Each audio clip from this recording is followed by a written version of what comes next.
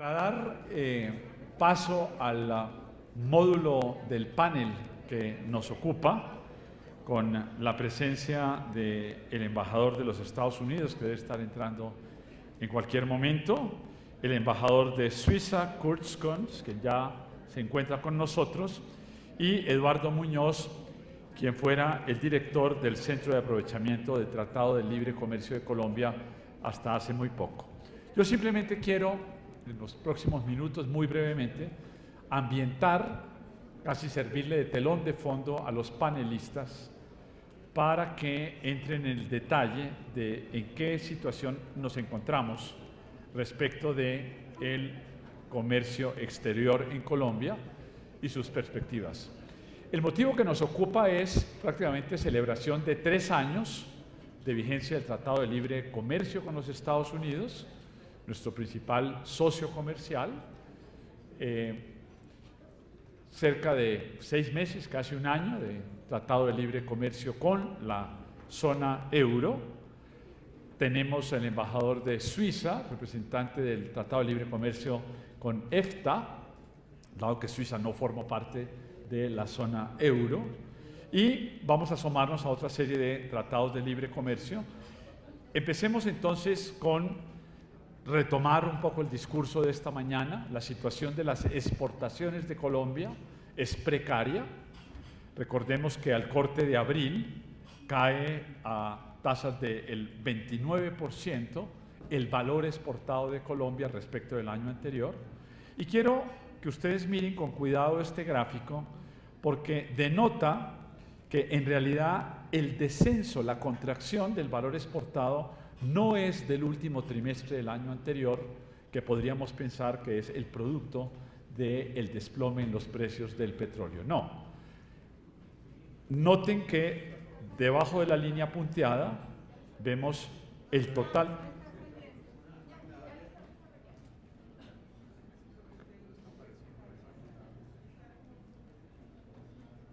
Vamos a dar un minuto porque una imagen son 1000 palabras.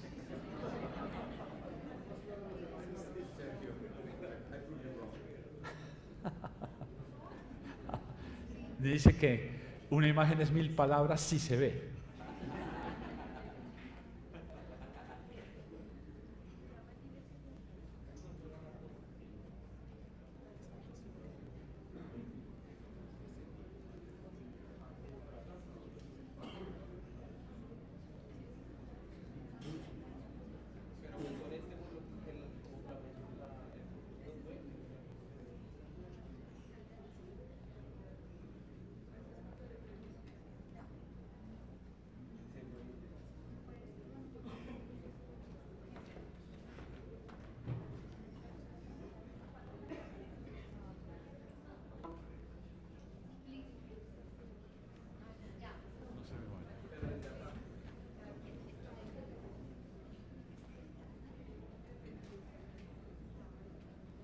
¿Estamos?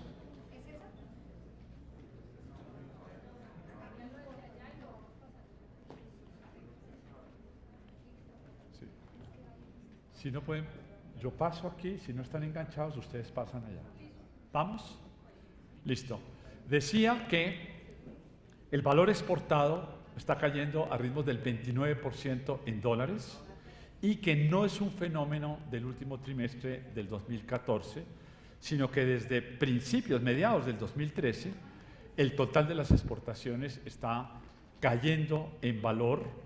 Noten que después de un crecimiento muy pronunciado del 50% en las exportaciones tradicionales en el 2011-2012, rápidamente en 2013 han dejado de crecer, y a pesar de la flotación cambiaria, con devaluaciones del 30% que discutimos esta mañana, las exportaciones no tradicionales, la línea azul, muestra que hay una caída, ni siquiera crecen, caída del 5% en la agroindustria, elemento que es terriblemente preocupante. Entonces, si Colombia de alguna manera se hubiera pertrechado para haberse recargado de menor forma en las exportaciones no tradicionales, en este momento el agro y la industria, ojalá con la ruta del Sol Bogotá-Santa Marta terminada, ojalá con el túnel de la línea doble tránsito y Cali-Buenaventura, la historia sería muy diferente.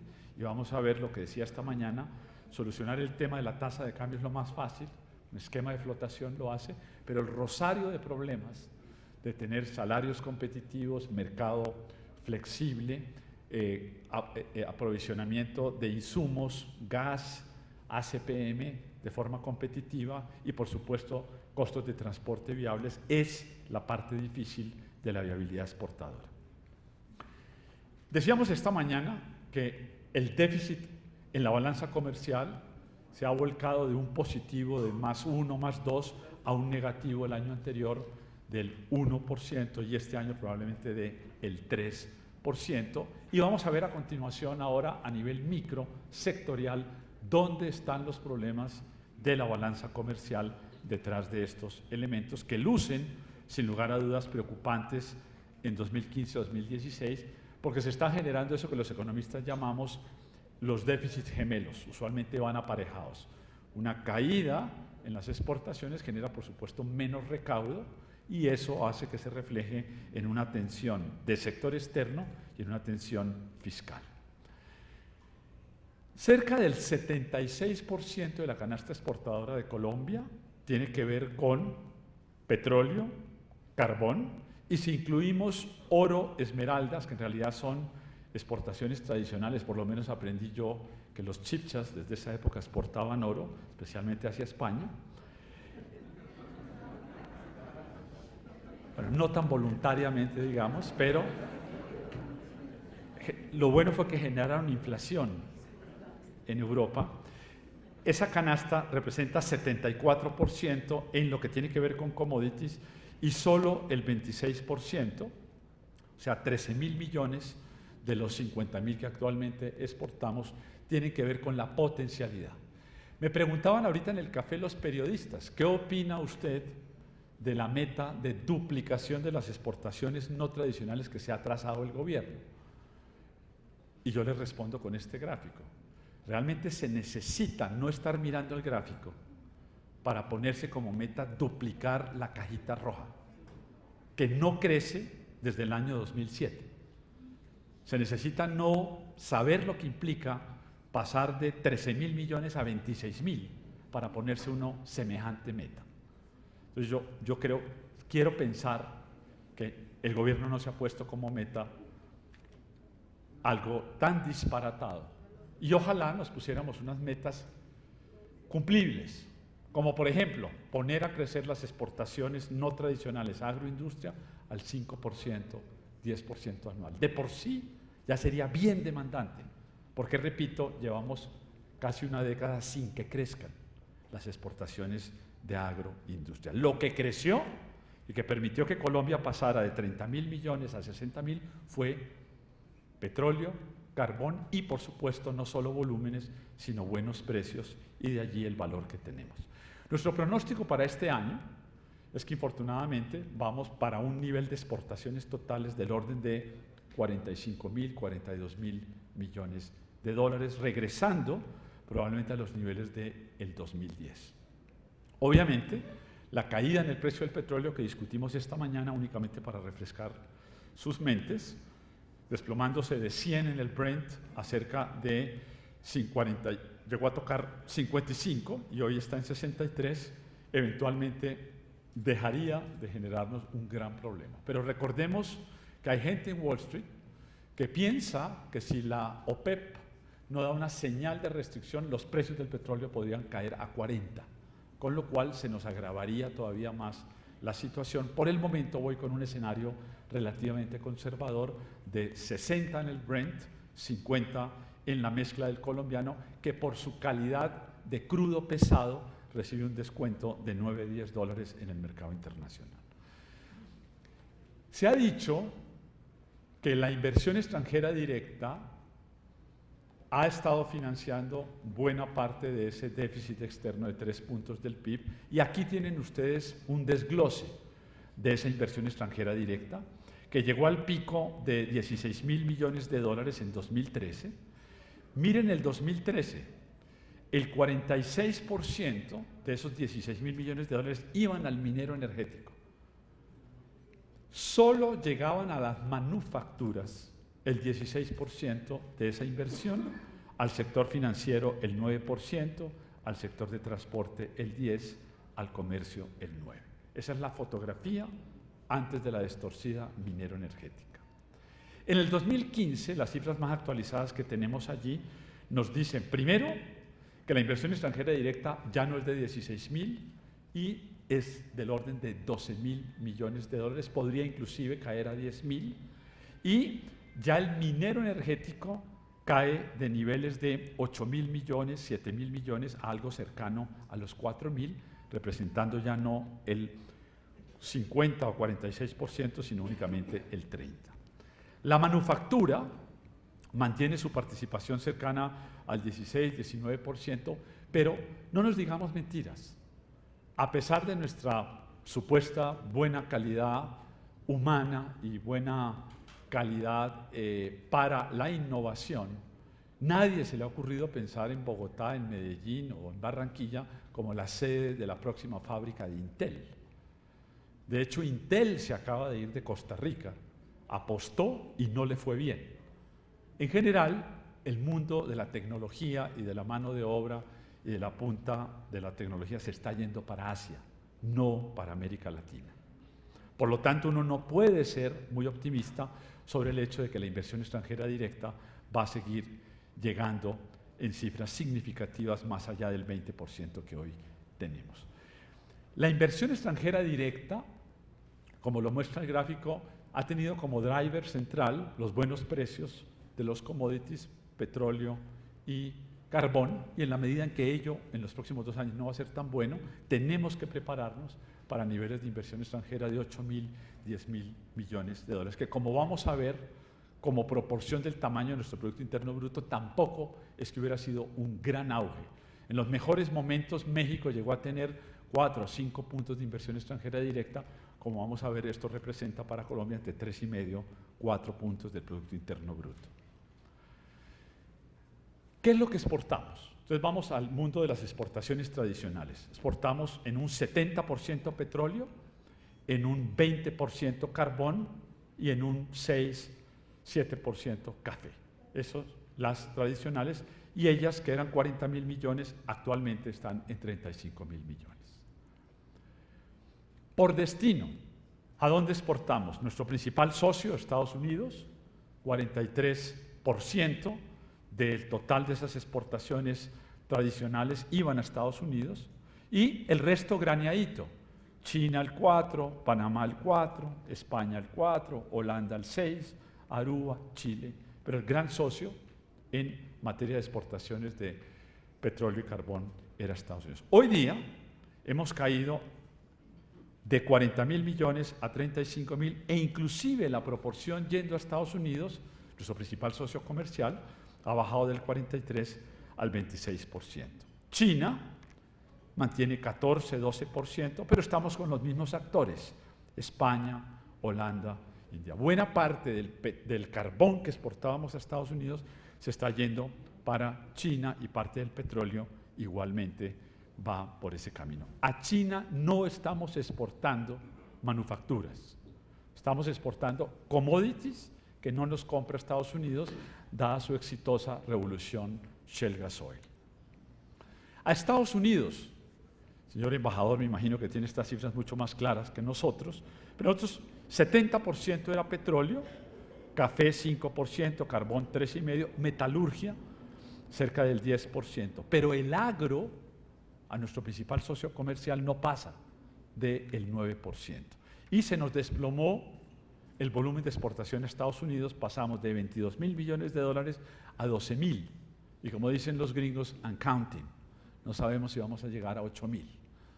Y el problema es que eso ha ocurrido en el curso prácticamente de los 2 últimos años. Perdimos 10.000 millones de dólares de exportación que van a ser difícil de recuperar. Actualmente, ¿qué exportamos? Lo mismo de siempre: petróleo, café, carbón, metalurgia. Y uno habla de agroindustria hacia Estados Unidos y uno ve que el agro pesa el 8%, que seguramente es café, y otros, la industria como tal, como potencial, no pasa del 15%. O sea que tenemos algún problema. ¿Cuál es el gran problema con la competencia en los Estados Unidos. Todo el mundo mira hacia Estados Unidos.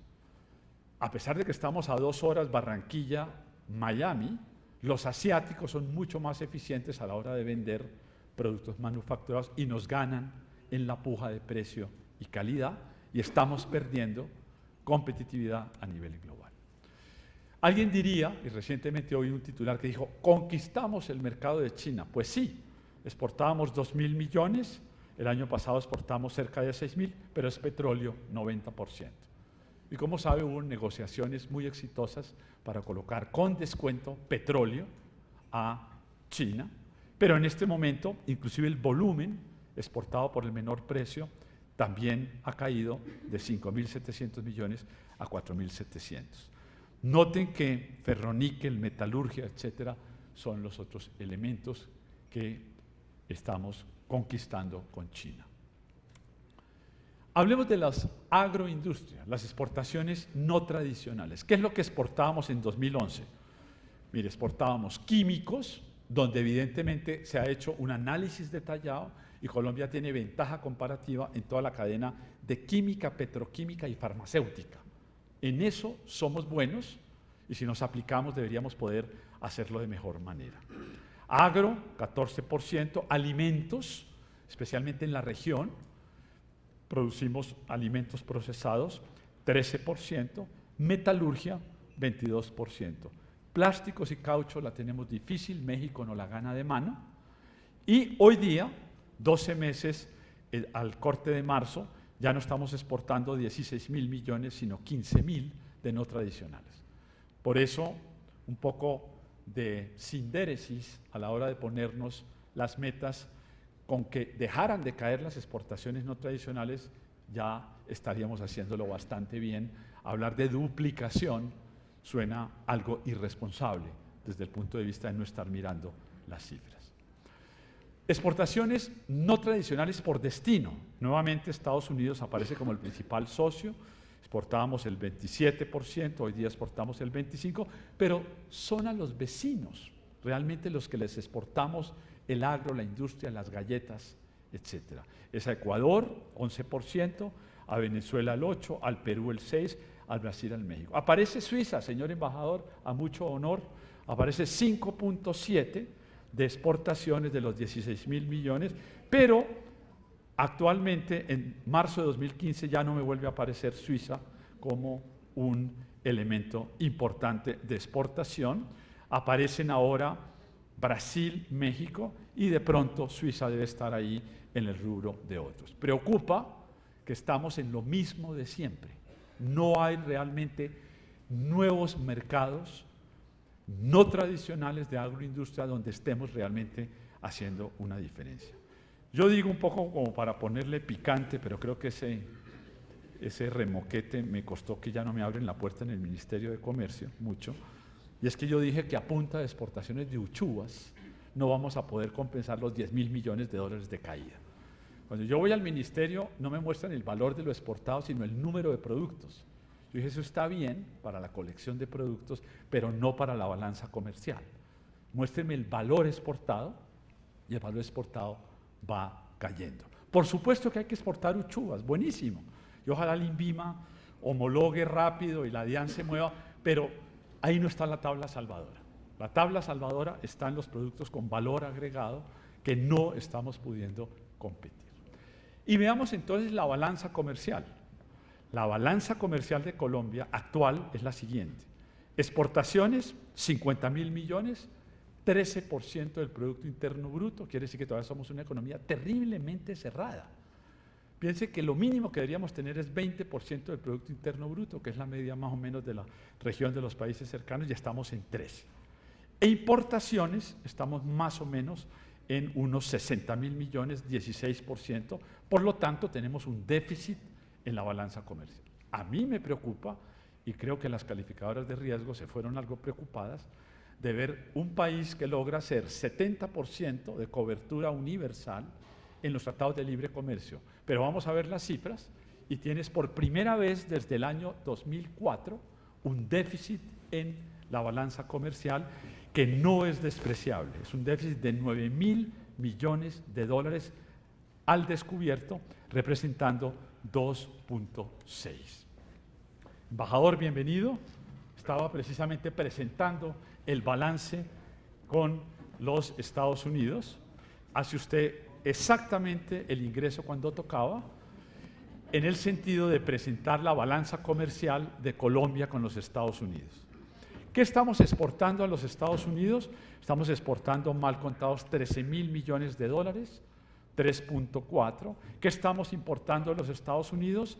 Cerca de 17.000 millones de dólares, da un negativo.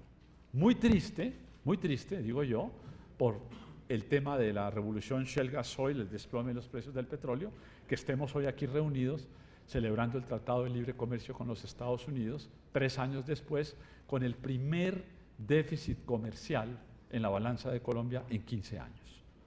Entonces tenemos que despertarnos de que a punta de pensar que vendíamos petróleo y carbón a los Estados Unidos íbamos a salir adelante, hoy día tenemos este problema. Tengo ya acá el rojo, ya voy a terminar. La balanza comercial con la zona euro, que estaba relativamente positiva en 4.000 millones de dólares, último dato, estamos prácticamente en equilibrio. Exportamos 9.000 millones de dólares, 2.4, importamos una cifra similar. Entonces tampoco estamos haciendo superávit comercial con la zona euro, a pesar de que tenemos en este momento 9 tratados al corte de mayo, por debajo de los de Chile, que son 22, o Perú o México, que son 16, 17. Los aranceles han caído del 12 al 6% y tenemos aranceles por debajo del promedio de la región de 9,4. O sea que el tema de la desgravación arancelaria ya ocurrió. Cometimos un gravísimo pecado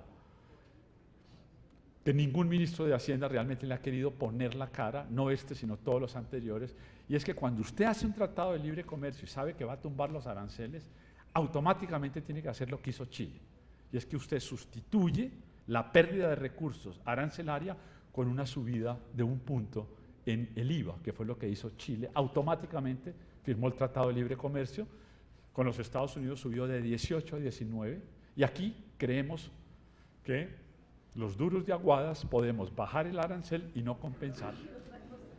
No, si no compensamos vamos a generar un roto fiscal como el que estamos generando. Entonces, en ese sentido, no somos capaces de aprender ni siquiera la lección clara que nos dejó Chile. Si tumbas los aranceles, compénsalos con IVA, y no lo hemos querido hacer. Cierro con este último gráfico. Esta presentación va a quedar en la página web para que ustedes la miren. No voy a ir en el detalle, solo les voy a enseñar cómo se lee. Se lee en la forma vertical. Por ejemplo, tomamos el sector minero y aparecen puros cuadritos verdes, queriendo decir que al último dato de 2014, el sector minero era ganador en todos los tratados de libre comercio vigentes y no vigentes, desde el Tratado del Triángulo Norte con Guatemala hasta el tratado que se estará firmando con Israel. Eso da un balance positivo de 13% a favor de Colombia en sus negociaciones de tratado de libre comercio con el sector minero. A medida que nos movemos de izquierda a derecha, empiezan a aparecer amarillos y rojos. Los rojos, obviamente, quiere decir que usted en el balance se le genera un gran déficit comercial. Tomemos el tema del agro, que es tan vital para el proceso de paz de Colombia. Abajo se lee 2014 agro -2 y se leía 0 en el 2013. Quiere decir que en el avance del tiempo el agro se ha vuelto deficitario a nivel comercial con todos esos tratados de libre comercio. Por ejemplo, la CAN, agro, aparece con un negativo, queriendo decir que probablemente estaba en amarillo un año atrás y ahora se volvió rojo, queriendo decir que aún en el balance expo-impo del sector agrícola colombiano, Colombia está perdiendo con el Tratado del Triángulo Norte, con la CAN, con Chile, con Canadá, con Mercosur, y potencialmente va a perder en el agro con Israel. Noten, por último, un sector como el textilero, que por supuesto está a mano derecha porque es donde peor nos va a ir a la hora de la apertura, porque no somos competitivos. Estábamos en un negativo de -3, ahora estamos en un negativo de -5 y no aparece ningún verde. Quiere decir que usted no puede esperar que en la negociación de un tratado de libre comercio Colombia, el sector textilero de Colombia, vaya a ganar en el balance Expo-Impo. Y donde más perdemos, en el tratado del Triángulo Norte, perdemos con el EFTA, embajador de Suiza, en Chile, con la Unión Europea, con los Estados Unidos, curiosamente estamos en amarillo, queriendo decir que hay algunos potenciales dependiendo de dónde se mueve usted, donde eventualmente podría ganar una y perder otras, pero en general se ven negativos en el sector textilero. Esto explica de alguna manera el proceso de desindustrialización que ha vivido Colombia. Nos tardamos 10 años en abrirnos, llevamos 12 hablando de la agenda interna y nos cogió la noche y no estamos preparados para impulsar el agro en la industria. Y creo que sinceramente los astros se nos han desalineado porque se cae el precio del petróleo, del carbón, los volúmenes, y cuando vamos a ver dónde podemos penetrar los mercados, realmente el potencial es muy limitado. Es en el sector minero, algo en refinería de petróleo, algo en confecciones, algo en alimentos y probablemente en cuero y calzado, y pare de contar. El agro, doctora Cecilia, hablábamos de eso, va a ser infortunadamente, como están hoy las cosas, un sector netamente perdedor en esto de acá. Preocupa que no es un problema de coyuntura, sino un problema estructural, donde obviamente la culpa no es de aquellos socios que han querido hacer un tratado de libre comercio con nosotros, sino es netamente un problema local de aquellos que no hemos sido exitosos en hacer la agenda interna para volvernos competitivos. Muchas gracias por su atención, muy amable.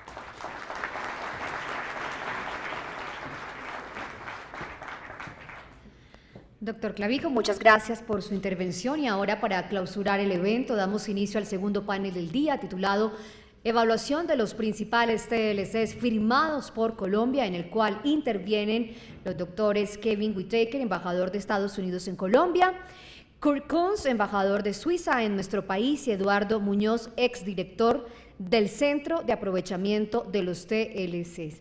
Vamos a contar con la moderación del doctor Sergio Clavijo, presidente de ANIP. Doctor Clavijo, nuevamente le cedo el micrófono a usted. Gracias.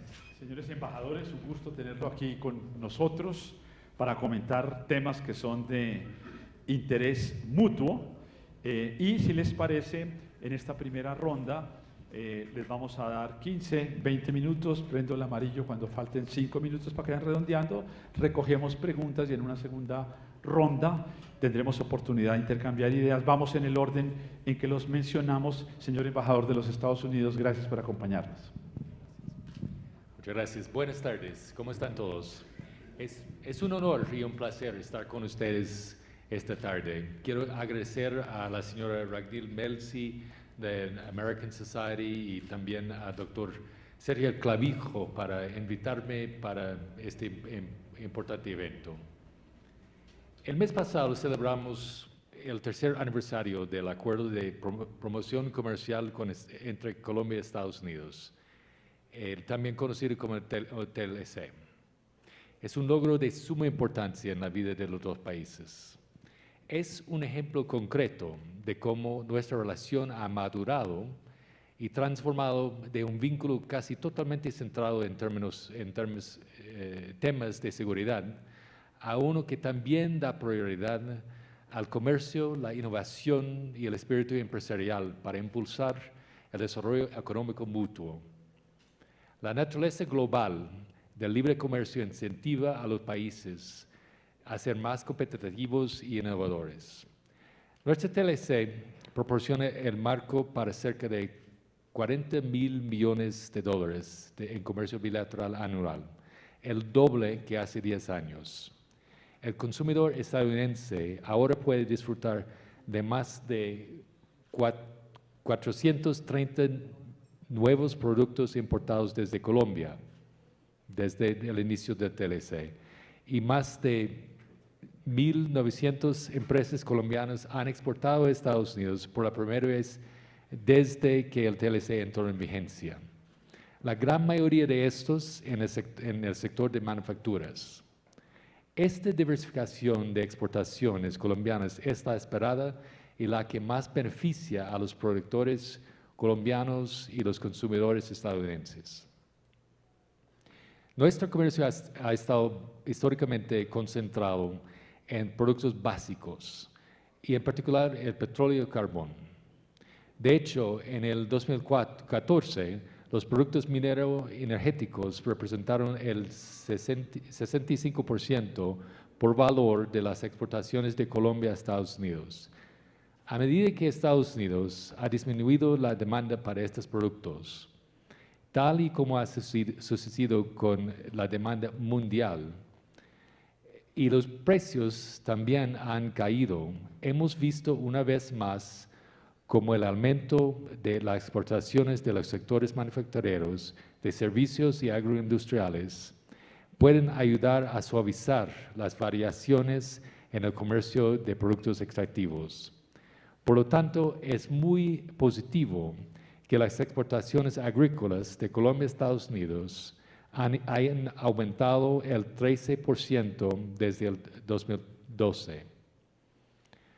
Nos complace también que las exportaciones de Estados Unidos a Colombia también hayan aumentado, cerca de 10% en 2014, en comparación con 2013.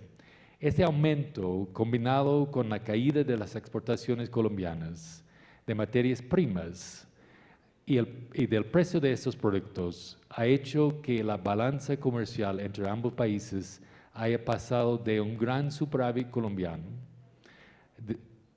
a un cierto equilibrio, como se demostró anteriormente. Es importante señalar un par de puntos al respecto. Primero, la gran mayoría de los productos colombianos ingresaban al mercado estadounidense libres de impuestos antes de la entrada en vigencia del TLC. Pues fue poco probable de que hubiera un fuerte aumento de las exportaciones colombianas. Es por esto que los saltos significativos en el número de productos exportados de Colombia, así como las empresas colombianas que exportan a Estados Unidos, son tan importantes. Segundo, el 80% de las exportaciones estadounidenses a Colombia no se producen en Colombia. Las exportaciones estadounidenses en su gran mayoría no desplazan a productos hechos en Colombia, no. Nuestras exportaciones desplazan exportaciones a Colombia de otros países. Y puedo mencionar el trigo de Canadá, el embajador de Canadá no está, tampoco el embajador de Argentina y el maíz de Argentina también. Pero eso beneficia a los consumidores colombianos. Aquí están recibiendo un producto de mayor calidad, a mi manera de ver, a precios más bajos. La prosperidad de Colombia es importante para nosotros como aliados y amigos. Colombia es un socio estratégico y de todo corazón apoyamos su desarrollo económico. Nuestro objetivo común es trabajar juntos para avanzar en la implementación de nuestra TLC y para apoyar el libre comercio y los mercados abiertos que hacen a nuestros países más competitivos y prósperos. Es por eso que el gobierno de Estados Unidos ofrece una importante asistencia a Colombia para ayudar a los colombianos a aprovechar las oportunidades comerciales. USAID está financiando un proyecto para mejorar los procesos de las aduanas y facilitar exportaciones e importaciones. El DHS, el Homeland Security, ha llevado a cabo sesiones de capacitación para ayudar en la identificación de pasajeros que pueden llevar contrabando. El USDA de Agricultura ha prestado asistencia técnica para facilitar la exportación de productos agrícolas al mercado estadounidense, como las achuvas, el aguacate Hass y productos cárnicos. Y el Departamento de Estado está ayudando al gobierno de Colombia en crear centros de desarrollo empresarial que dan a los empresarios herramientas para desarrollar nuevos mercados de exportación.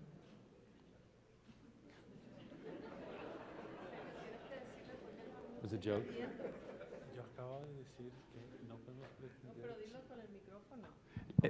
el- uno tiene que explicar una broma, no sabe. Sí, el embajador no había llegado cuando yo mencioné que han caído 10.000 millones de dólares las exportaciones de Colombia en los últimos 12 meses, especialmente con los Estados Unidos, y que sería ilusorio pretender que a punta de exportaciones de uchuvas vamos a compensarlo. Tal vez que sí, pero un par de puntos. Las achuvas de Colombia son muy buenas y se puede disfrutar. Sí. Pero no descontamos también lo de aguacate. ¿Sabe que el aguacate está surgiendo mucho en Estados Unidos e incluso la meta debe estar exportaciones de aguacate Hass hasta antes del finales de enero del año entrante? ¿Por qué? ¿Qué es el día cuando más se coma aguacate Hass en Estados Unidos? El Super Bowl, ¿no? Un gran porcentaje, como 10% de los aguacates se comen en el Super Bowl. Oh, bueno, no en el Super Bowl precisamente, pero me entienden. Ya. Señores y señores, durante años, el gobierno colombiano ha seguido una filosofía de libre comercio mediante la negociación de numerosos acuerdos y se ha unido a organizaciones económicas y comerciales internacionales como la Alianza del Pacífico y su ambición de adherirse a la Organización para la Cooperación y el Desarrollo Económico, OCDE. Como en el caso de los TLC, la participación en estas organizaciones trae beneficios reales y responsabilidades importantes. Es natural que se vayan a dar desacuerdos en ciertos asuntos relacionados con el comercio. En nuestro caso, hemos tratado con funcionarios colombianos temas relacionados con la acción o la falta de acción de Colombia que ha resultado en restricciones al comercio que se puede argumentar son inconsistentes con sus responsabilidades. Haga referencia en particular a las restricciones a nuestras importaciones de camiones pesados, bebidas alcohólicas y etanol, así como sobre el tratamiento de los derechos de propiedad intelectual relacionados con productos farmacéuticos. La existencia de barreras del acceso al mercado puede, en algunos casos, ha llevado a partes interesadas de la industria y el gobierno en mi país cuestionarme muy seriamente sobre cómo estas prácticas son o no son consistentes con compromisos colombianos. Mientras estas restricciones se mantengan, estas preguntas seguirán siendo muy difíciles de responder. Como amigo de Colombia que soy, prefería mucho más poder tener mejores respuestas al respecto. Lo anterior tiene implicaciones concretas. Hemos apoyado firmemente a la adhesión de Colombia a OCDE. Encontrar soluciones a las barreras comerciales ahora, asegurar que Colombia esté lista y preparada para unirse a esta organización tan pronto como sea posible. Como parte del riguroso proceso de adhesión, se le está pidiendo al gobierno tomar decisiones difíciles y adoptar soluciones claras que fortalezcan las políticas de libre comercio y el acceso al mercado abierto, valores centrales de la OCDE. Hemos ayudado y continuaremos ayudando a Colombia en la elaboración y implementación de decisiones en materia de comercio que conduzcan a una mayor prosperidad colombiana e internacional. Otra área de gran importancia de nuestra relación bilateral en la que Colombia ha logrado importantes avances, así como es importante en lo del OCDE, es lo de derechos laborales. Ese progreso logrado por Colombia incluye la creación de un nuevo ministerio a nivel nacional y la contratación y formación de inspectores laborales adicionales. Buscaremos más en esta área, porque el progreso en estas áreas será importante para demostrar el continuo compromiso de Colombia con el Plan de Acción Laboral Bilateral.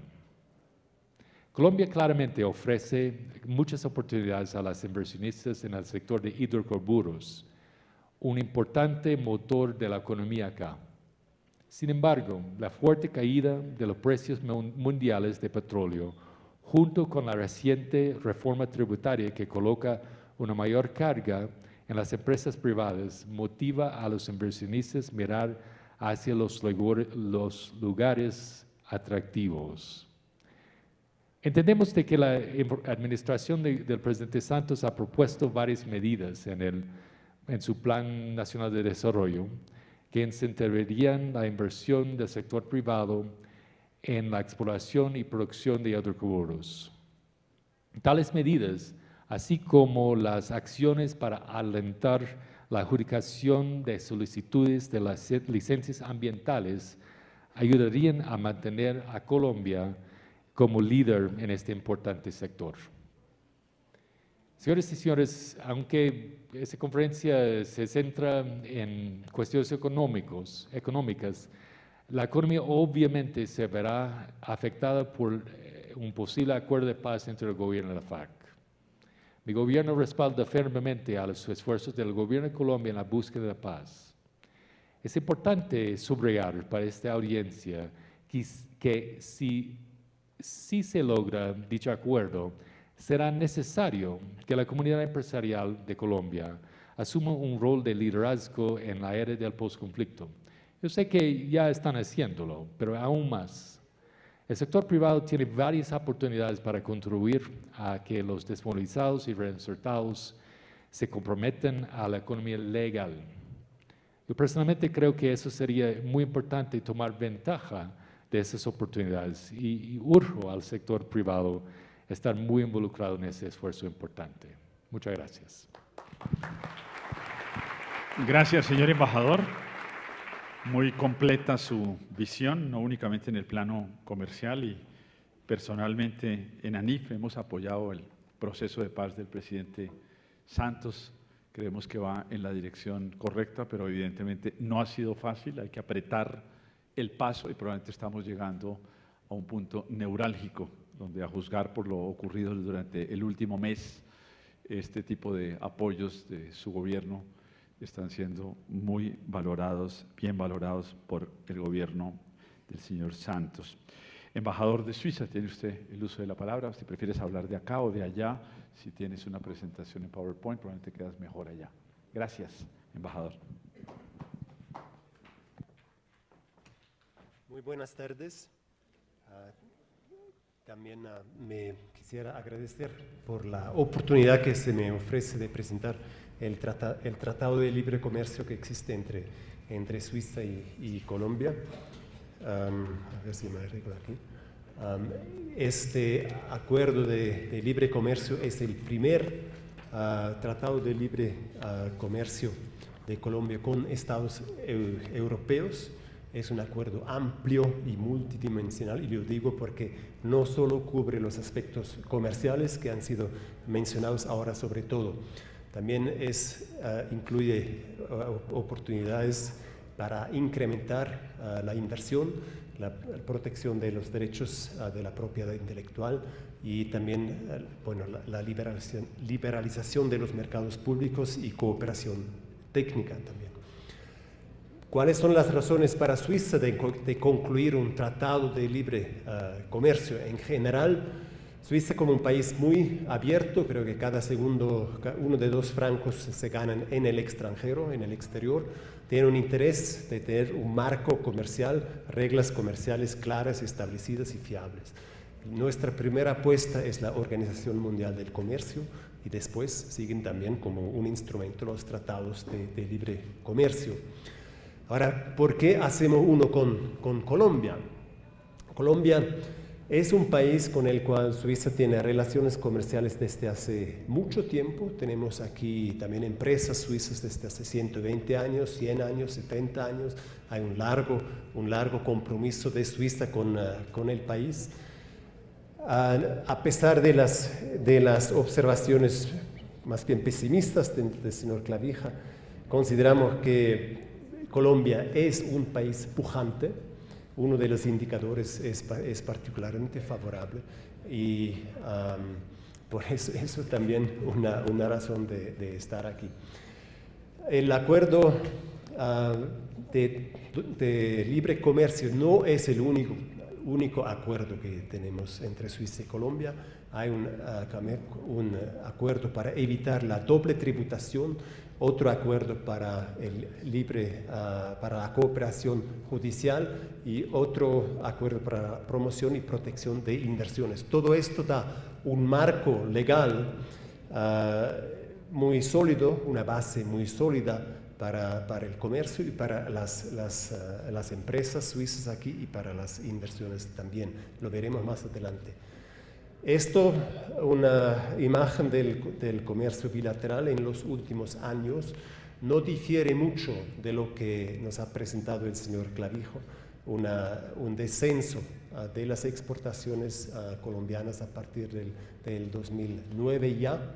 Actualmente un intercambio comercial en equilibrio, más o menos, con un ligero déficit el año pasado, pero ya veremos esto, creo que de unos 5 millones de dólares para Colombia.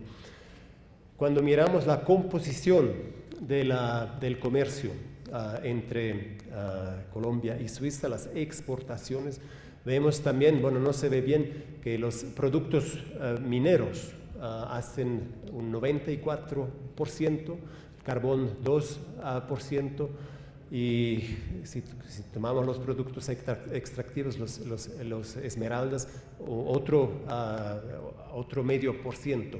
Quiere decir que el porcentaje de commodities, ¿no?, como usted lo llamó, el porcentaje de commodities con Suiza es todavía más alto que en el promedio de las exportaciones colombianas.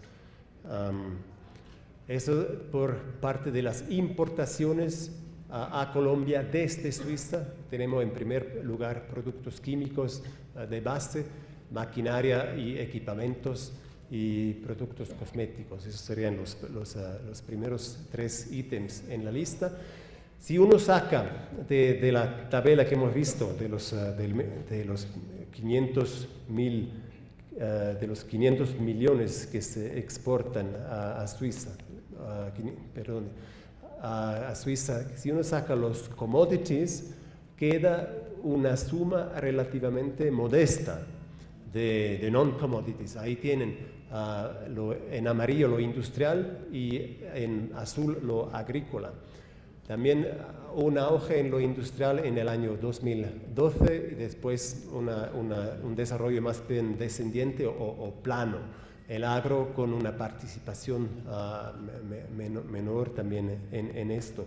Yo, francamente, cuando he mirado estas cifras, me he quedado muy sorprendido también por la pequeña participación de los non-commodities. Esto es el balance, son las cifras del año pasado.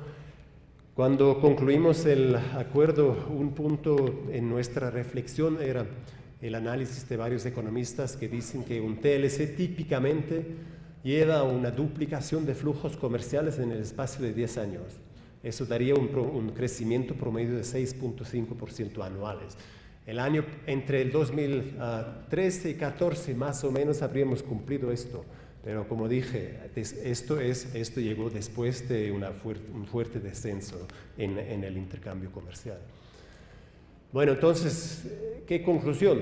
Es temprano para conclusiones, pero sí que hay mucho potencial y hablaré un poco más. Hay más dinamismo comercial que ha sido constatado.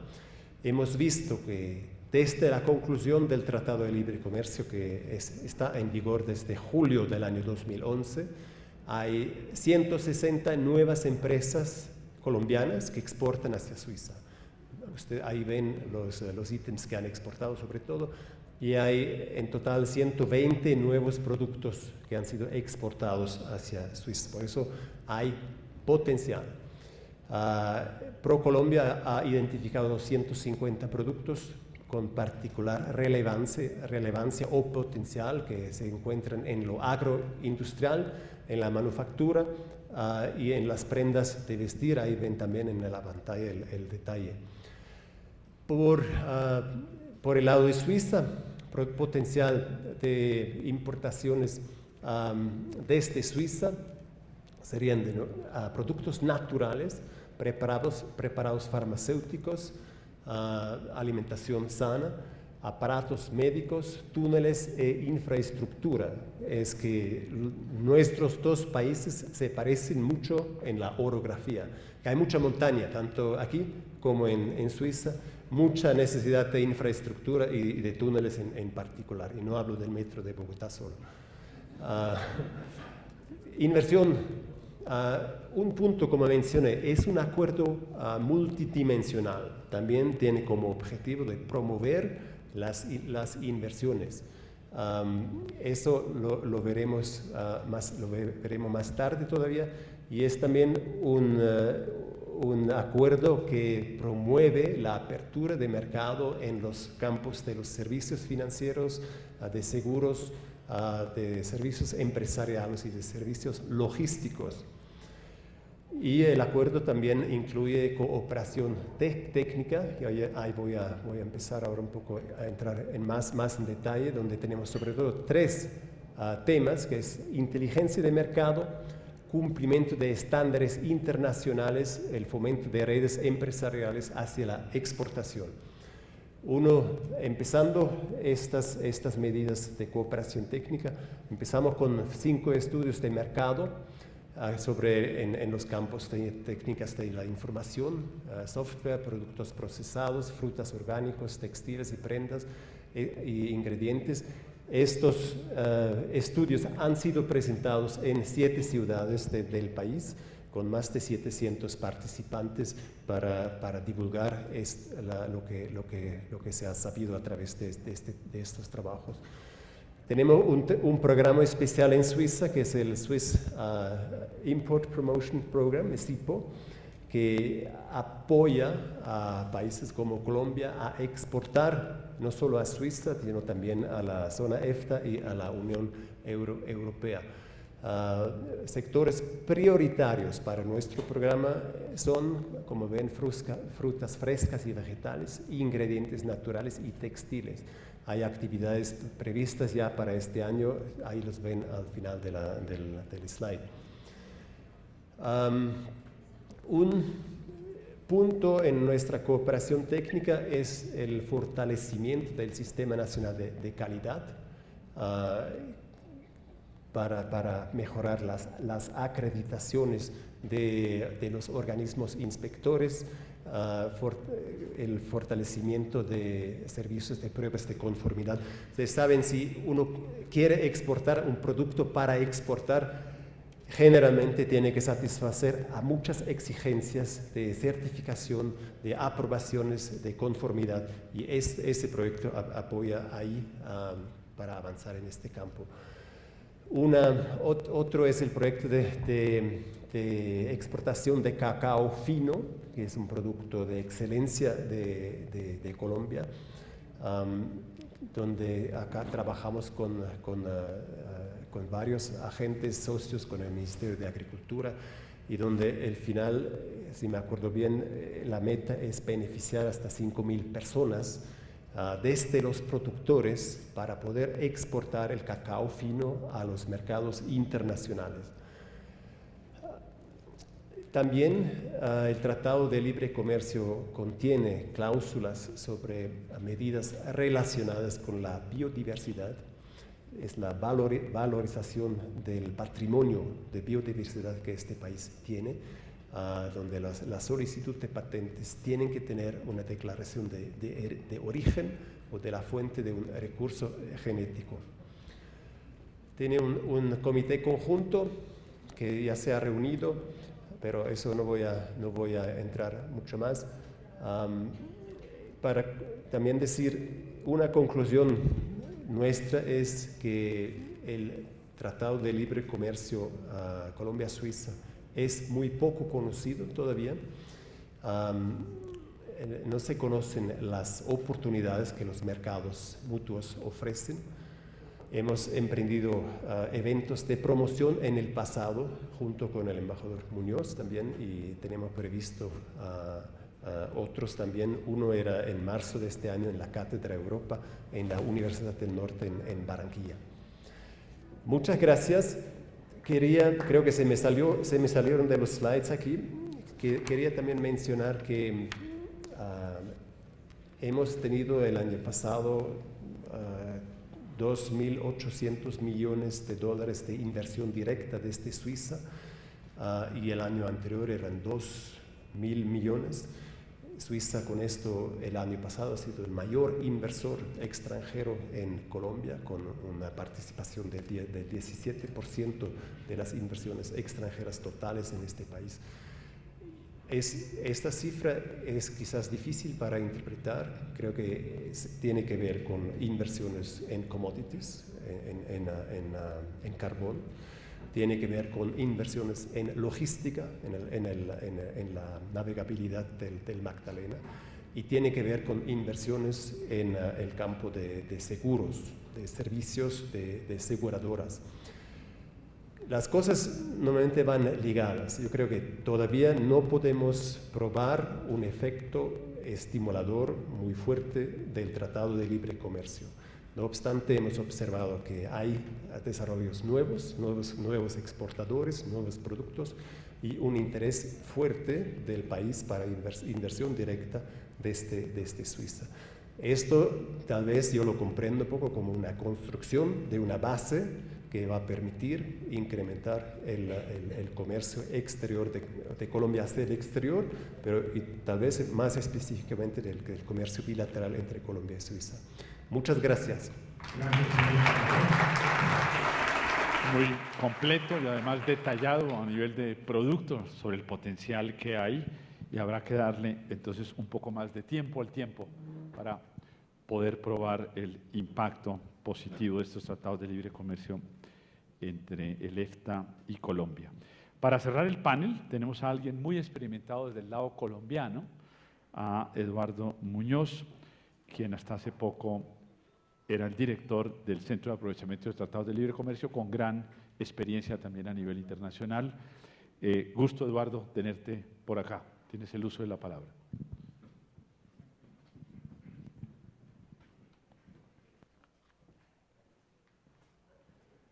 Muchas gracias, Sergio. Muy buenas tardes a todos.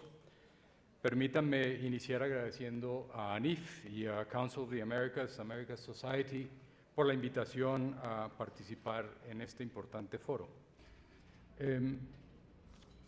Sergio ya ha trajinado bastante con las cifras, así que yo no me voy a detener mucho en ellas. Quiero más bien hablar de ciertas tendencias, plantear ciertas preguntas y ver qué respuestas tenemos para esas preguntas. Primero, las curvas de exportaciones e importaciones, ya se entró en el detalle. Solo quiero plantear una pregunta en relación con lo que está pasando con exportaciones que caen e importaciones que suben y la generación de un déficit comercial. Y la pregunta relevante, creo yo, ¿es esto resultado de una situación coyuntural o estamos más bien hablando de algo estructural? Y en ese caso, ¿cuál debería ser el curso de acción que Colombia como país tome? El problema, lo acabamos de ver en la diapositiva anterior, es resultado particularmente de que las exportaciones mineroenergéticas, que han venido siendo un porcentaje cada vez mayor de las exportaciones totales de Colombia, están en crisis.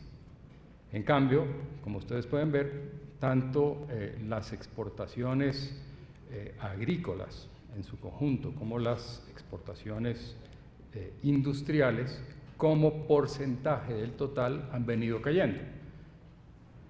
¿Qué quiere decir esto? Básicamente que las mineroenergéticas han ido desplazando a las exportaciones agrícolas e industriales, es decir, las no mineroenergéticas. Quería mostrar este gráfico que es tomado de información de la Oficina de Estudios Económicos del Ministerio de Comercio, Industria y Turismo, porque me parece que es muy diciente. El Ministerio hizo un análisis de los principales productos que ocasionaron caída en exportaciones en el último año completo de 2014 frente a 2013. Uno encuentra que, en primer lugar, de esos 7 productos, la gran mayoría son mineroenergéticos. Pero en segundo lugar, de la caída que generaron esos 7 productos, que es de 4.928 millones de dólares menos en ese año, los mineroenergéticos significaron una caída de 4.029 millones de dólares. Entonces, claramente, los mineroenergéticos están contribuyendo grandemente a la volatilidad exportadora. Pero ¿qué pasa cuando uno mira el otro componente, que son las exportaciones no mineroenergéticas? El resultado ahí, de nuevo, tomando año completo, con cifras del Ministerio de Comercio, es que, como se puede ver, estas no crecen, estas se han mantenido estancadas. Tuvimos un muy buen año, el 2011, con un crecimiento de más del 16% en esas exportaciones no mineroenergéticas, pero a partir de ahí muestran unos crecimientos muy bajos. Y como ya lo explicaba también Sergio, si proyectamos esto a lo que va corrido del año 2015, pues ese comportamiento es aún peor. Entonces, si por un lado no crecen o se desploman las mineroenergéticas, pues de dónde debe salir la compensación de las no mineroenergéticas, pero el dinamismo de estas es claramente de estancamiento, como se puede ver. Me pareció útil hacer con ustedes una revisión rápida de la balanza comercial de los acuerdos, no solamente Estados Unidos y EFTA, sino la globalidad de los acuerdos. Y aquí da lugar a traer a colación una frase que usaba mi hijo cuando era pequeño, y cuando uno le preguntaba cómo te fue hoy en el colegio, y decía, bien, pero un poquito mal.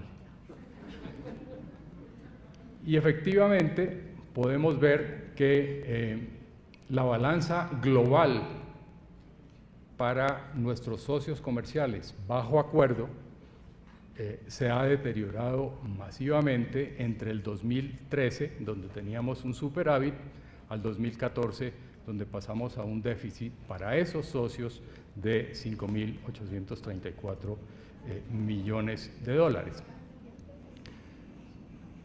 Quería resaltar la relación con la comunidad andina, porque cuando uno mira la estructura tradicional de las exportaciones a la comunidad andina, ahí Colombia fue desarrollando una senda, un patrón de especialización hacia exportaciones de manufactura y de buen valor agregado. Entonces, uno esperaba que esa experiencia, que ese aprendizaje que hicimos en el mercado de la comunidad andina, por cierto, el esquema de integración más antiguo que tenemos, se pudiera trasladar a los demás esquemas de integración. Ello no ha sucedido. ¿Y por qué no ha sucedido? Por distintas razones, pero la principal razón es que los volúmenes, la escala, las exigencias de mercado de la comunidad andina son bastante diferentes de las que tenemos en otros mercados, particularmente de los socios desarrollados con quienes hemos venido negociando los acuerdos de última generación. Canadá, Estados Unidos, Unión Europea, EFTA y moviéndonos a Asia, Corea y posteriormente Japón, con quien todavía se está negociando. Como ven entonces, con muy pocas excepciones, las balanzas son negativas en todos estos acuerdos comerciales y aún en la comunidad andina, donde Colombia tradicionalmente fue un ganador, en términos de superávits comerciales bastante amplios, vemos que se mantiene un superávit, pero que ese superávit está decayendo. Parte del problema está en que nosotros no hemos desarrollado una oferta exportable adecuada. No se trata simplemente de mantener lo que ya tenemos y de profundizarlo, sino de ampliar y de diversificar esa canasta exportadora. ¿Y de dónde deben salir las nuevas exportaciones? Pues es de las regiones. Ciertamente uno no puede hablar en abstracto de que hay exportaciones de Colombia. Las empresas, los sectores productivos tienen asiento en las distintas regiones de Colombia. Entonces, quería compartir con ustedes un análisis que se hizo en el Centro de Aprovechamiento de Acuerdos Comerciales, donde miramos qué estaba pasando con las exportaciones regionales. Y encontramos, pues, no es sorpresa, que es muy similar a lo que está pasando en la globalidad de las exportaciones. Con cifras a 2013, se encuentra que casi la mitad de las exportaciones totales de Colombia está concentrada en solo 3 departamentos: Arauca, Casanare y Meta. ¿Qué hay ahí? Pues básicamente petróleo y algunos otros mineroenergéticos. Si uno resta del total los mineroenergéticos y mira solamente los no mineroenergéticos, encuentra que igual hay una altísima concentración de las exportaciones nacionales en solo 5 departamentos: Cundinamarca, Antioquia, Valle del Cauca, Bolívar y Atlántico. Y adicionalmente que los departamentos tienden hacia una especialización en determinado tipo de bienes y claramente el país tiene un marcado perfil agrícola y agroindustrial en su producción y sobre la base de la investigación de oportunidades, pues también claramente un potencial hacia futuro para llegar a esos mercados. El punto, ¿cuál es? Tenemos hoy una crisis en el frente de comercio exterior. Tenemos un grave problema de las exportaciones, primero por cuenta de las mineroenergéticas, que han caído dramáticamente, y los expertos señalan que esa situación no va a mejorar en un plazo previsible por los precios del petróleo. Entonces, la recuperación de esos valores tiene que venir, como ya se ha explicado, por la vía de los no mineroenergéticos. Pero ¿eso qué significa? Que el país tiene que acometer un proceso muy intenso de transformación de su canasta exportadora y una ampliación y diversificación de esa canasta. Aquí entonces, para concluir, algunos planteamientos de cómo aprovechar mejor los acuerdos comerciales. Colombia ha venido apostando en las últimas 2,5 décadas aproximadamente a una mayor integración con el mundo, y eso se ha venido haciendo a través de la negociación de acuerdos comerciales. Entonces, el primer planteamiento que quiero hacer es que si la política comercial ha sido con una visión de largo plazo y con unos objetivos bastante claros, ¿por qué la política exportadora no sigue una misma senda? Y la política exportadora debe ir entonces dirigida ¿a qué? A sentar las bases para un aprovechamiento profundo y duradero de el camino que hemos venido construyendo, esas autopistas de acceso a los mercados que son los acuerdos de libre comercio. Y para dar un ejemplo de cómo nuestra política de exportaciones no ha seguido la misma senda, en los últimos 4 años el país creó 2 veces oficinas para el aprovechamiento de acuerdos comerciales y 2 veces las cerró. con una duración cada una de 1 año y medio de trabajo. Un segundo planteamiento que quiero hacer es que el aprovechamiento no se logra en corto tiempo, ya lo decía nuestro amigo, el embajador de Suiza, Kurt Kuntz. El aprovechamiento requiere una visión de largo plazo, pero asimismo un trabajo detenido, juicioso, paciente, con visión de largo plazo. Aquí no se trata de acciones coyunturales, de correr a ver quién está necesitando qué para el momento. Se trata de desarrollar esa política integral de exportaciones. Algo que no sobra decir en este foro es que el aprovechamiento es de doble vía. Y Colombia, como lo anotaban también los dos embajadores y amigos, Colombia se ha venido beneficiando, sí, ahí sí hemos hecho un aprovechamiento amplio de las ventajas de importar a través de los acuerdos de libre comercio, en productos como cereales, trigo, maíz, cebada, soya, torta de soya, todo lo cual va a beneficiar al consumidor colombiano directa o indirectamente. En el caso de estos agrícolas que he mencionado, lo que se ha producido es una muy sana competencia y un cierto desplazamiento de proveedores que eran tradicionalmente países de Mercosur.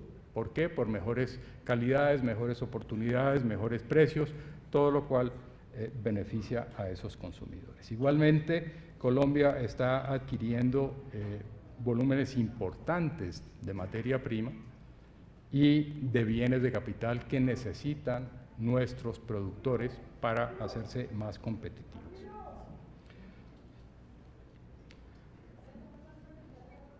Lo importante de esta consideración de la doble vía del aprovechamiento es que no se caiga en la tentación de frenar las importaciones. Ya comienza uno a escuchar por ahí comentarios de qué es lo que estamos dejando entrar con los acuerdos comerciales. Revisemos cuidadosamente. Sería doblemente trágico que, además de no aprovechar los acuerdos para exportación, ahora empecemos a cerrar la vía de las importaciones de esos acuerdos. Los exportadores actuales son una base importante con la cual trabajar, pero eso no es suficiente. Como decía, hay que ampliar, profundizar, diversificar nuestra oferta exportable y eso implica transformación de lo que ya tenemos y implica sacar muchos más nuevos productos competitivos a estos mercados internacionales. La ampliación y la profundización de esa oferta exportable requiere de un trabajo juicioso, mancomunado de gobierno nacional, sector privado, academia, gobiernos regionales, cámaras de comercio, etcétera. Todos esos actores a partir de la demanda. Y aquí quiero hacer una cuña y es que el mapa de oportunidades en los acuerdos comerciales está perfectamente hecho. El Centro de Aprovechamiento y la anterior oficina para el TLC con Estados Unidos contribuyeron mucho a que ese mapa de oportunidades esté claramente identificado. También están identificados en buena medida qué están haciendo las regiones en materia productiva, qué aspiraciones tienen, cuáles son sus apuestas productivas, e igualmente mapeadas están las principales barreras que enfrentan esas cadenas productivas en las regiones para estar en condiciones de exportar o de exportar más. Pero tiene que haber una voluntad clara, y aquí incluyo no solo al gobierno, sino al sector privado, para trabajar mancomunadamente y con visión de largo plazo. Algo que nos encontramos en nuestras giras por las regiones y que a mí me llamó poderosamente la atención es que entre los empresarios medianos y pequeños que acuden a estas jornadas no había una discusión filosófica sobre si los acuerdos comerciales son buenos o son malos. Lo que esta gente iba a buscar era información, conocimiento, acompañamiento para subirse a estas autopistas que son los acuerdos comerciales. Y algo muy importante es que además de atender aspectos sanitarios, de inocuidad de los alimentos, de calidad, de empaque, de etiquetado, es necesario fortalecer la diferenciación, la sofisticación, que en últimas es el valor agregado de los productos, comenzando por aquellos que ya tenemos. Cuando uno va a regiones como el Huila y ve que el énfasis exportador está en agrícolas como el café, y va a mirar qué café están exportando, aún seguimos exportando mayoritariamente café verde, sin ninguna agregación de valor, bien en el proceso de manufactura o bien con la obtención de sellos o etiquetas como de comercio justo, orgánico, amigable con el medio ambiente, etcétera, etcétera. Y esto se replica en prácticamente todas las exportaciones que hoy en día tenemos. Por razones de tiempo no voy a entrar en el detalle de unos ejemplos que tenía de cosas que hay que hacer y que hay que incorporar en esa política de largo plazo para el sector agroalimentario, el sector manufacturero y el sector de los servicios. Déjenme decir solamente en relación con el sector agroalimentario, Colombia tiene un claro perfil agrícola y agroindustrial, como lo comenté. La FAO ha señalado que la demanda de alimentos va a seguir aumentando en las próximas 2 décadas, más que el crecimiento de la población. Eso implica que ahí hay unas oportunidades claras para que Colombia pueda suplir parte de la demanda en esos mercados internacionales. Pero ¿esto qué significa? Que hay que hacer una serie de tareas que no hemos hecho. Parte de la agenda interna que se mencionaba, parte de la empresarización y tecnificación del agro, trabajar con visión de largo plazo en mejorar el estatus sanitario y fitosanitario. En el sector de manufacturas encontramos que hay un déficit gigantesco en formación de recurso humano, comenzando en cosas tan básicas como gestión empresarial y productiva.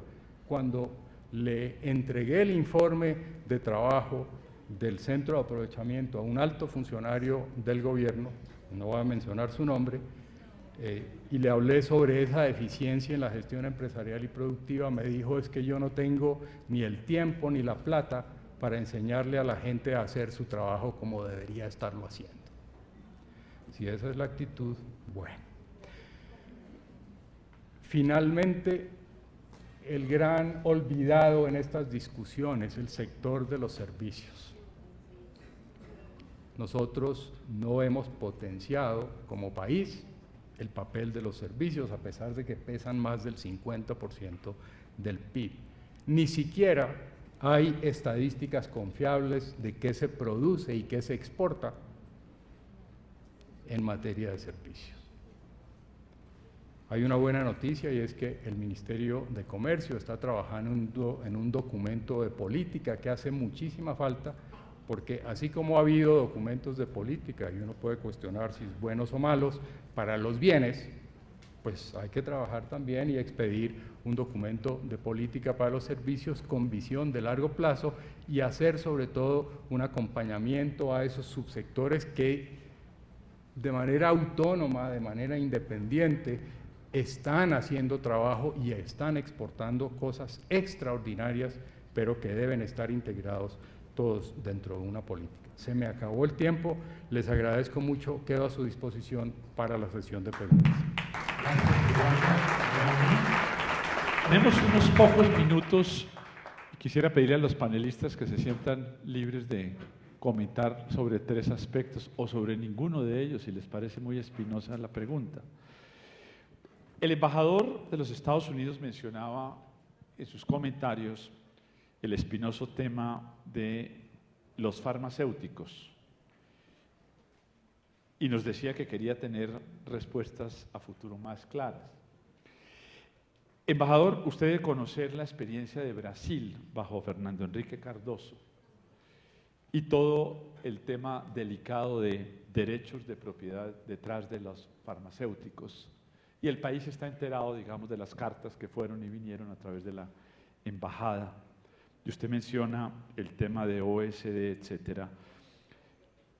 Y la visión local es de medicamentos relativamente costosos, donde los referentes internacionales por lo menos no estaban relativamente bien delimitados.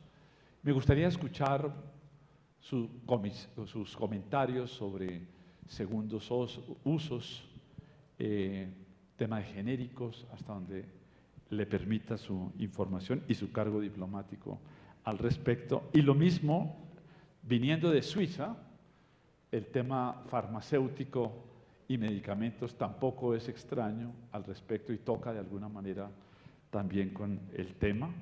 Otro tema muy importante para la coyuntura colombiana, lo mencionó el ministro de Hacienda esta mañana, nos dijo: voy a luchar contra la evasión y contra la elusión, contra el contrabando de forma frontal. Aquí, ¿qué nos puede decir, embajador y embajadores, sobre los acuerdos de intercambio de información tributaria? El FATCA va a tener dientes para ayudarle al ministro de Hacienda. Los acuerdos de OECD con Suiza, hasta hace poco el paraíso tributario más amplio del mundo, ahora ha entrado, según entiendo, en un intercambio mucho más general de información. ¿Qué de eso hay para Colombia? Y por último, el tema de, lo mencionaba Eduardo, avances en el tema de aprestamiento de país Colombia, INVIMA, DIAN, ICA. ¿Cuándo será que Colombia va a estar libre de aftosa para poder exportar carnes a los Estados Unidos? Siéntanse libre de comentar este o cualquier otro tema, pero veo un público asiduo de respuestas. Vamos en el orden en que interviene el embajador. Bueno, muchas gracias. Y muy brevemente, y gracias por la pregunta acerca de farmacéuticos. Mucho de nuestra preocupación se centró en el pasado en la cuestión de biosimilares. El gobierno ya ha hecho su decisión al respecto, entonces no vamos a argumentar acerca de una decisión ya hecha. Lo que sí se puede hacer es trabajar en lo de las regulaciones. Y se concepció, el Ministerio de Salud no ha emitido las regulaciones al respecto. Hemos tenido mucha experiencia al respecto, hemos ofrecido la experiencia en esto de las agencias federales al gobierno y bueno, es una oferta que ya está en la mesa si quieren tomar ventaja de eso y puede ser algo interesante para el gobierno. Lo de FATCA, hace unas 2 semanas firmamos el acuerdo de FATCA con el ministro Cárdenas. Es un herramienta pero muy fuerte y se pone por los finales del año, se va a andar cambiando información acerca de ciudadanos sujetos a las leyes de los distintos países que pueden tener cuentas bancarias en el otro país. Y eso puede representar una fuente muy fuerte de asegurar de que la gente que son sujetos a la jurisdicción de un país paguen lo que deben pagar. Y eso es todo lo de propósito. Y es una ley estadounidense, pero lo bueno de ese mismo es completamente recíproca. Y nosotros en nuestras agencias están comprometidos a compartir la información debida a las autoridades colombianas. A lo de DIAN, ICA, aftosa, etcétera, unos comentarios. Primero, yo mencioné y se mencionó la posibilidad de las exportaciones agrícolas de Colombia a Estados Unidos. Esas exportaciones o la decisión de permitir esas exportaciones no es algo que se puede regular, está gobernado por ley y regulación. Las leyes y regulaciones se gobiernan en el Departamento de Agricultura y particularmente APHIS, lo que es la contraparte de ICA. Obvio de que esas agencias tienen una agenda muy apretada. Obvio también de que vamos a necesitar la ayuda plena de ICA para lograr lo que los productores de Colombia exigen, es más acceso al mercado, incluso lo de avocado Hass, por ejemplo. En lo de aftosa, bueno, la manera de que hemos certificado, o APHIS ha certificado al país, al ente libre de aftosa, y se lo ha hecho al nivel país. Es decir, Colombia es o no es libre de aftosa. Colombia no es libre de aftosa. Entonces se está investigando la posibilidad de certificar unas granjas, unos hatos que son libres de aftosa, con inspecciones muy fuertes. Y eso implicaría de que no toda la carne colombiana se puede exportar, pero sí de esta granja, de este ranch, sí se puede. Y eso realmente es una posibilidad, se ha hecho en otros países.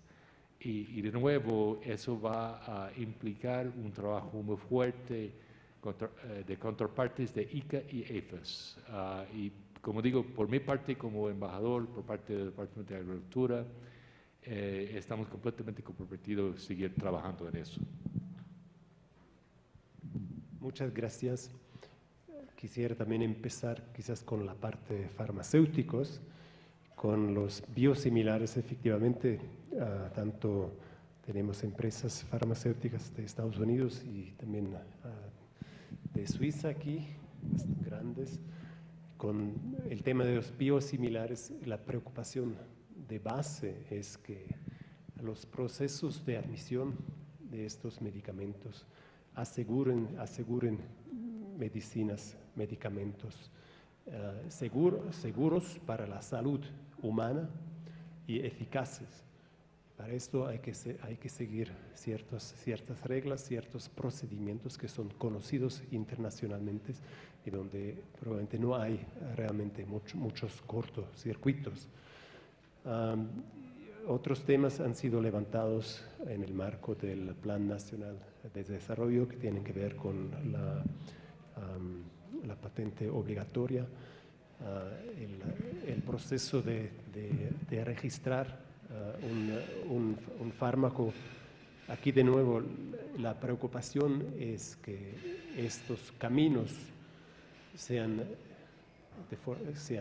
claros, con competencias bien definidas, y que lo que estaba previsto no se complique con zonas de inclaridad, que lo que atrasa el registro de también fármacos nuevos, lo que al final va también en detrimento de disponer en el país de fármacos nuevos y eficientes. Para cambiar de tema, lo del paraíso fiscal, quisiera empezar con un punto filosófico, que el Estado suizo, las autoridades suizas frente a los ciudadanos y ciudadanas suizas tienen una relación de confianza. La confianza es que el ciudadano que declara sus bienes es honesto y declara lo que tiene. Y lo que declara finalmente es un asunto entre él y las autoridades fiscales. Y las autoridades fiscales hacen lo necesario para averiguar fallas, incongruencias, y dan el procedimiento. Ahora, todo esto es un asunto entre la autoridad fiscal, que es un órgano del Estado, y el ciudadano, basado en la confianza. Después surgió lo de los depósitos de dinero no declarado fiscalmente. Se ha introducido ya hace bastante tiempo en Suiza el deber de Know Your Customer, donde los bancos y los que están autorizados a recibir dinero o a gestionar dinero tenían que saber quién detiene el poder sobre dinero depositado. Y si había una sospecha que este dinero había sido ganado de forma ilegítima, tienen el deber legal de denunciar este hecho ante la autoridad competente. Así que no hay y no ha habido una política de cerrar los ojos. Y todo esto basado, como dije al principio, el punto de partida es una relación de confianza entre el Estado y el ciudadano y no un principio de desconfianza donde uno piensa, este ciudadano de todas formas me cuenta una mentira, le voy a tener que investigar y tengo que sospechar de él de antemano. Esto no es el principio de base en Suiza. También hay que decir, Suiza restituye dinero que ha sido depositado ilegal. Y a mi manera de ver es el campeón mundial en haberes restituidos, que sean, un caso especial eran los fondos de Abacha de Nigeria, donde se han restituido, si me acuerdo bien, más de 500 millones de dólares, restituido con condiciones para ser utilizados en proyectos que beneficien a la sociedad de Nigeria. Y podría darles otros ejemplos. Muchas gracias. Gracias. Yo quería referirme al tema del papel de las entidades técnicas como ICA e INVIMA, particularmente en apoyar las exportaciones, en especial en el sector agroalimentario. Sergio preguntaba por el tema de carne bovina y cuándo vamos a estar en posibilidad, por ejemplo, de exportar carne bovina a los Estados Unidos. Esto depende, en primer lugar, obviamente, de que el hato ganadero esté en buenas condiciones de salud, y ya mencionaba el embajador de Estados Unidos cómo a través de un concepto bastante flexible de sitios de producción, que no de zonas ni nada por el estilo, se pueda certificar esas zonas libres. Pero de ahí para adelante hay otra cantidad de eslabones de la cadena que tienen que cumplir igualmente con los requisitos rígidos del mercado de exportación.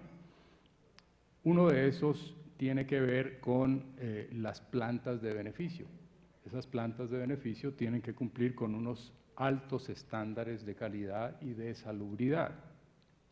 Y en ese sentido, las inversiones que hay que hacer no solo por parte del sector privado para construir y acondicionar esas plantas con altos estándares, sino también del sector público en la inspección permanente del trabajo que ahí se hace, pues son inversiones cuantiosísimas. Y aquí, lamentablemente, no estamos mirando el largo plazo.